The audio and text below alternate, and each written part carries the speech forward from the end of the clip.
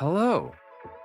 In this video, I'll show you how to use the Notes app to jot down things on your iPhone.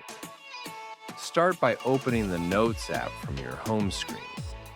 To create a new note, tap the Create button at the bottom right and type your text using the on-screen keyboard. To format your note, tap the AA icon to change font style, add headings, or create bulleted and numbered lists. You can also add checklists by tapping the checklist icon. To add media, tap the link icon to insert photos, videos, or scanned documents. You can also draw or handwrite by tapping the pencil icon. At the top of the screen, you can undo and redo, share your note via the share icon, or access more options by tapping the three dots. When your note is complete, tap Done.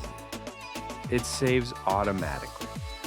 To organize, press the note, tap Move, and select a different folder.